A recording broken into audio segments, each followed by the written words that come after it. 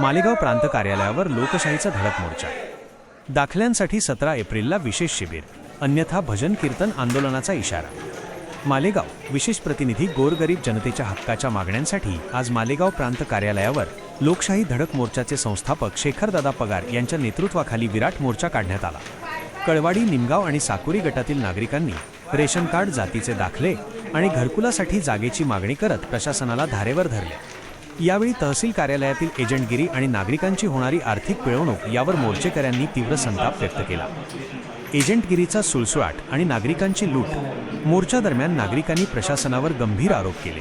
तहसील कार्यालयात सामान्य नागरिकांची कामे जाणीवपूर्वक अडवून ठेवली जातात आणि एजंटांमार्फत काम करण्यासाठी 4 ते 5 हजार रुपये मोजावे लागतात अशी कैफियत नागरिकांनी मांडली।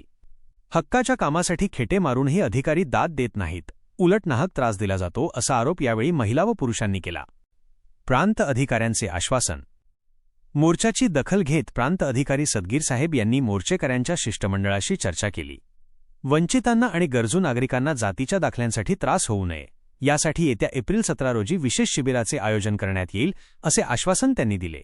तसेच रेशन कार्ड संदर्भात होणारी अडवणूक थांबवण्याचे आदेशही त्यांनी दिले।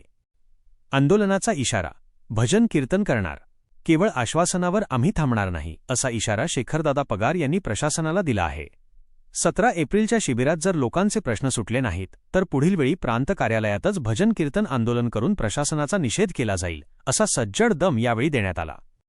मोठ्या संख्येने उपस्थिती।